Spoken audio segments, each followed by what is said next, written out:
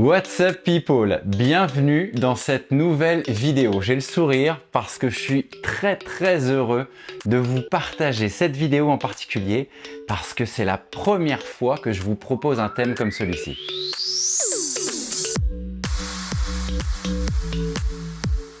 Pour celles et ceux qui me suivent sur Instagram depuis quelques temps, vous savez sûrement que j'aime me fixer des challenges. Alors, les challenges, c'est un bien grand mot. C'est souvent autour de choses que je kiffe quand même. Comme par exemple la fois où je vous ai partagé mon expérience du premier marathon. Bon là, autant vous dire, j'adore la course à pied. Donc le vrai challenge, c'était de pouvoir me dire que j'allais courir ces 42 bornes sans m'arrêter. Il y a aussi des objectifs que je peux me fixer en salle, comme par exemple progresser au deadlift. Là aussi, pas très challenging, étant donné que non seulement j'adore aller en salle, et en plus j'adore cet exo. Bref, vous l'aurez compris, on peut pas vraiment dire que je me suis déjà vraiment challengé. Je vais le refaire, challenger. C'est pour ça que cette fois-ci, j'avais envie que ça change. Je me suis donc fixé l'objectif de faire un mois de yoga et de méditation. Je vous promets que c'est un challenge parce que autant vous dire que ces disciplines me font un petit peu chier.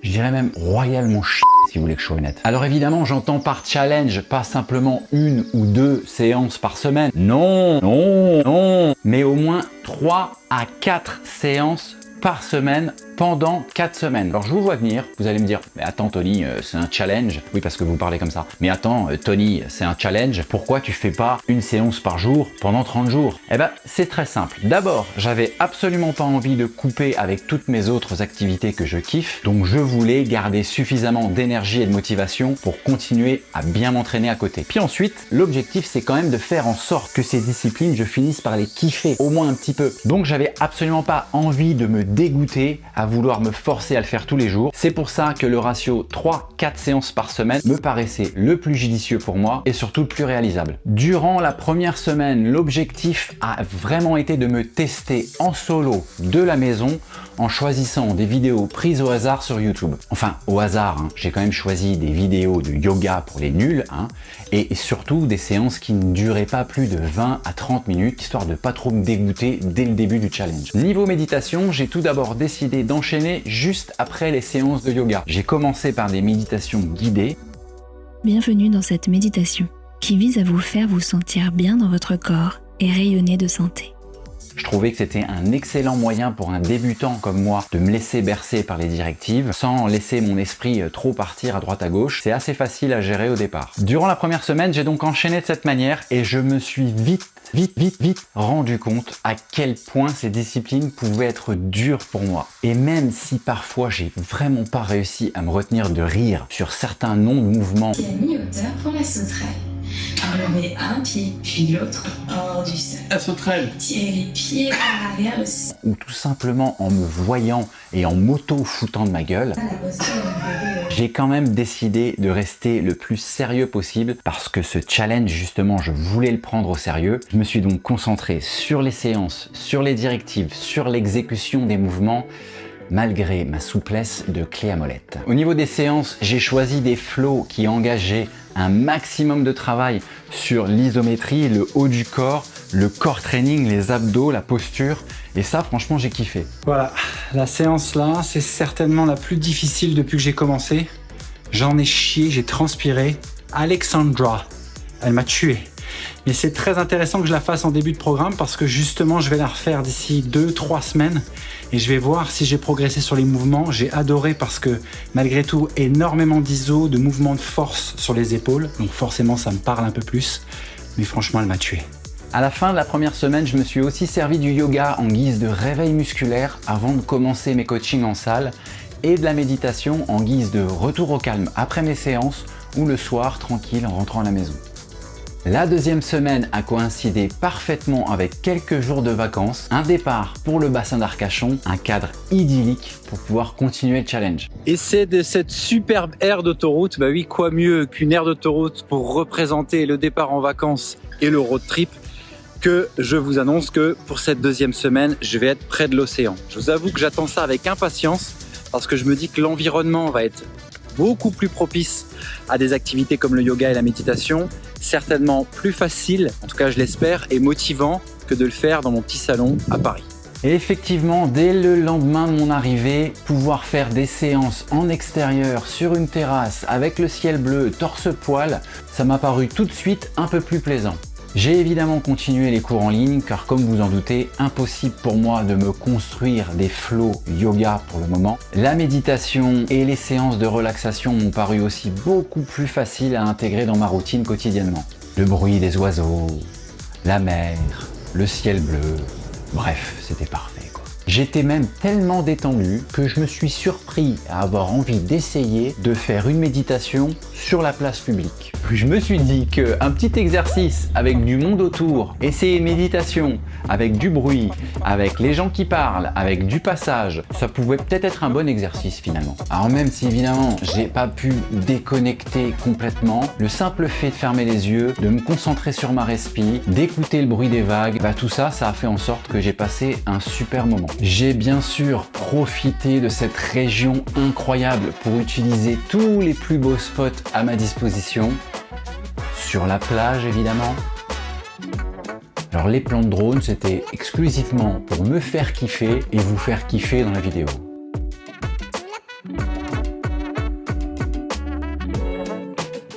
J'ai aussi profité de cette nature chatoyante. On sait jamais le passer dans une vidéo.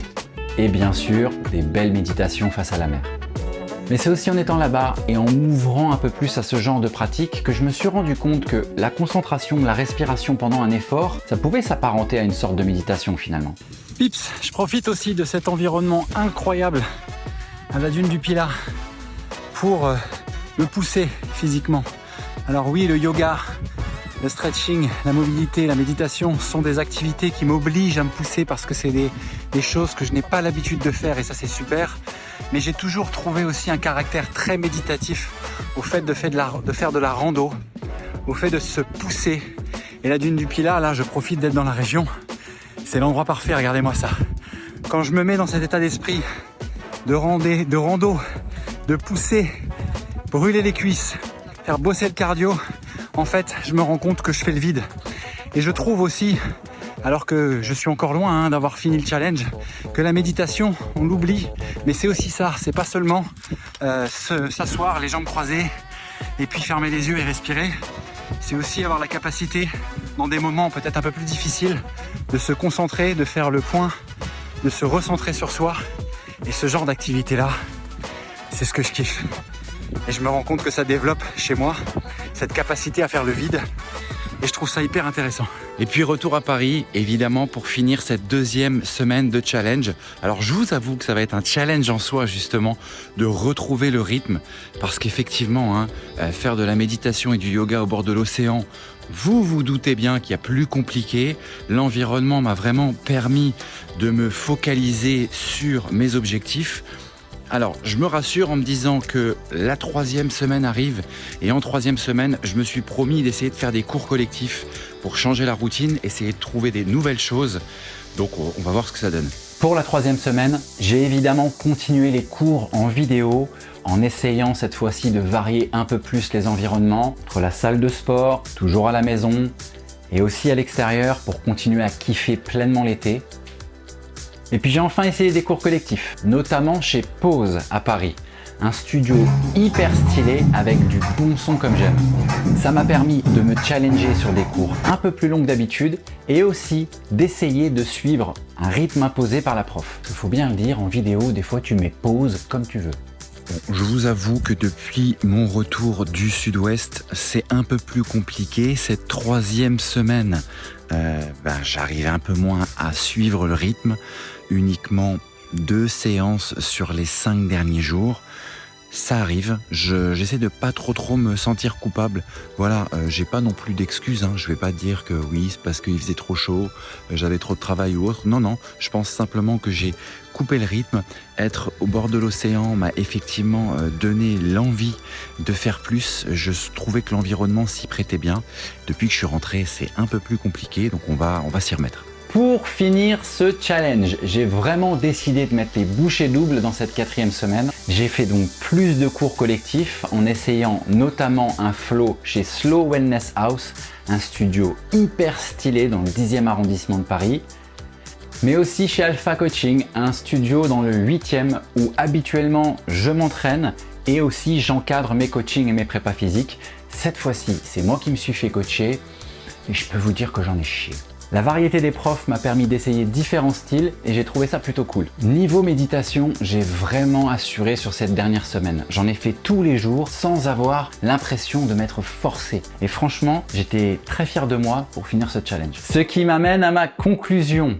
Commençons par le yoga. Est-ce que j'ai kiffé? Est-ce que j'ai senti que j'ai progressé? Dans un sens, oui, parce que forcément, dans tous les flows que j'ai pu faire pendant ce mois, il y a souvent des mouvements qui revenaient. Et comme n'importe quelle discipline ou n'importe quel mouvement, à force de les répéter, on se sent plus à l'aise et forcément on progresse. L'exemple parfait, c'est le chien tête en bas. Entre la première et la dernière semaine, j'ai senti une vraie différence. Après, c'est comme tout, quand on n'a jamais fait de yoga, qu'on commence avec des bases mitigées, je dis bien mitigées, en gros, on est souple comme moi, forcément, faut pas s'attendre à faire des miracles en 4 semaines. Comme n'importe quel sport, ça demande de la pratique, de la rigueur, de la discipline. Alors, est-ce que j'y ai pris du plaisir ? Alors le mot plaisir, il est peut-être un peu surcoté là. Non, franchement, alors après, comme je vous l'ai dit en début de vidéo, comme j'adore me fixer des challenges et qu'en plus, j'avais la motivation de vous partager cette vidéo, ça m'a permis de garder un rythme, de garder une motivation et même si j'ai beaucoup râlé au début, c'est certainement la pause dans laquelle j'ai perdu toute ma masculinité. Ça, j'ai kiffé. Mais je peux pas dire que j'ai surkiffé non plus. Parce qu'en fait, après analyse, je me rends compte quand même qu'il manque 2-3 trucs pour essayer de nous séduire. Quand je dis nous, c'est les débutants comme nous. C'est les mecs un peu comme moi qui n'ont jamais trop fait ce genre de discipline, qui en sont même restés assez loin. Il manque quelque chose pour nous attirer parce que franchement, après l'avoir pratiqué pendant 4 semaines, je me rends compte que c'est vraiment nécessaire. Moi, ça m'a permis de laisser un petit peu mes articulations au repos et ça m'a aussi ouvert sur d'autres types de mouvements que je vais pouvoir intégrer dans mes entraînements de manière un peu plus régulière. J'ai senti une grosse amélioration dans mon équilibre, dans mon isométrie, la force, mon endurance, mon core training. Bref, je pense que si on arrivait à tourner vraiment ce discours vers l'augmentation des performances pour les mecs comme nous, ou les personnes comme nous de manière générale, je parle des mecs mais les nanas aussi, ça pourrait ouvrir un peu plus le champ des possibles parce que franchement, je pense que si on l'amenait comme ça, c'est une discipline qui serait un peu plus souvent pratiquée par toutes les personnes réticentes comme moi. Parce que je trouve encore que le yoga, c'est quand même encore un peu réservé, j'ai l'impression, à des gens qui sont déjà assez avancés pour pas dire confirmés. J'en ai fait les frais, c'est-à-dire qu'au début de mon challenge, j'ai vraiment cherché des séances de yoga pour les nuls. Et honnêtement, les profs, ils s'enflamment beaucoup trop vite. C'est-à-dire qu'ils vont vous donner des explications pour les débutants, mais ils vont très vite enchaîner les mouvements, très vite passer à des mouvements qui sont impossibles à réaliser pour des gens comme moi. Et forcément, ça à force, quand on commence, si on n'est pas un petit peu vraiment motivé et si on se fait pas un peu violence sur les premières séances, ça peut devenir très frustrant et forcément la frustration, ça ne donne pas envie de continuer. Passons maintenant à la méditation où mon bilan est globalement plus positif. J'avais fait plusieurs essais par le passé qui avaient tous fini par me frustrer. J'avais lâché l'affaire, j'avais la sensation de pas être capable, j'arrivais pas à me concentrer, à rester plus de 2 minutes, mon esprit partait dans tous les sens. Puis là, je sais pas, la maturité peut-être, je me suis dit que j'allais complètement lâcher prise. C'était pas grave si mon esprit partait un peu dans tous les sens, que c'était pas grave si j'avais du mal à me concentrer plus de 10 secondes sur un mantra ou un mot à me répéter, que tant pis si j'arrivais pas vraiment à concentrer tout mon esprit sur ma respiration, que j'avais pas toujours la même position. Bref, en lâchant prise un peu comme ça, finalement ça m'a ouvert et ça m'a permis de profiter beaucoup plus de ces moments-là parce que au final, je me suis dit que dans tous les cas, peu importe où mon esprit m'emmènerait, c'était toujours hyper important et intéressant de marquer une pause dans la journée, de se poser, de se calmer, de fermer les yeux, de prendre le temps, de respirer.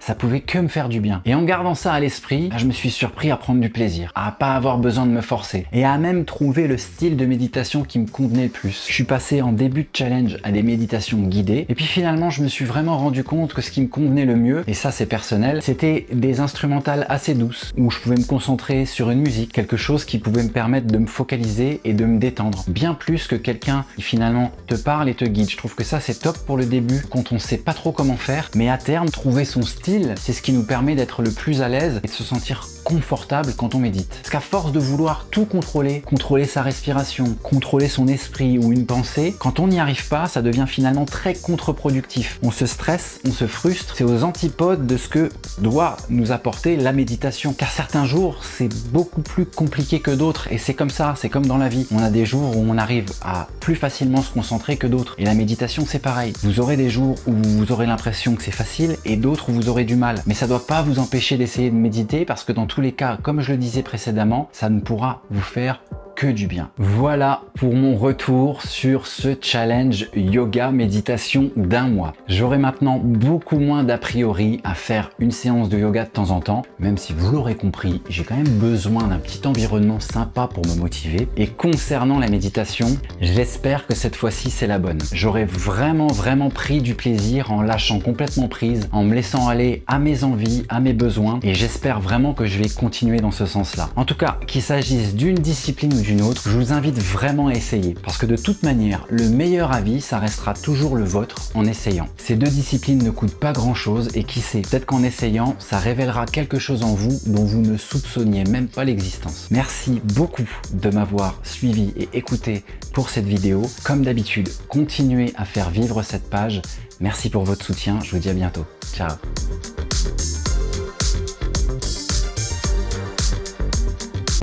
Est-ce que ça tourne ? Je n'ai pas de caméraman, fais tout seul. Passons Très beau début. Mon bilan est globalement... Globalement.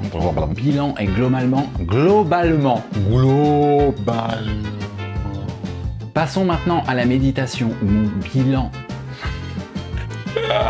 Quand tu bloques sur un mot, oh, transpire à la mort. Schmoute la belette, mais personne ne sentira. Make-up. Putain, la production de rats. Je fais des vidéos tout seul. Plein été. Encore une riche idée. Let's go. Allez. Ah, come on. Oh, putain. N'importe quoi. Mais qu'est-ce que je raconte? Cette vidéo va durer 8 heures. Ma mère qui m'appelle. Ma mère qui m'appelle pendant la vidéo. Maman, toujours le timing parfait. J'en peux plus. Il fait chaud. Il fait de plus en plus chaud. Alors dans un sens, évidemment, parce que comme je vous ai dit en début de vidéo... Oh,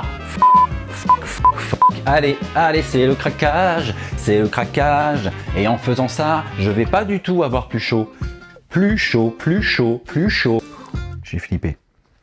J'ai tellement flippé qu'il n'y ait plus de batterie et que ça fait 10 minutes que je parle dans le vent. Mais non, c'est bon, il y a de la batterie, je parle pas dans le vent.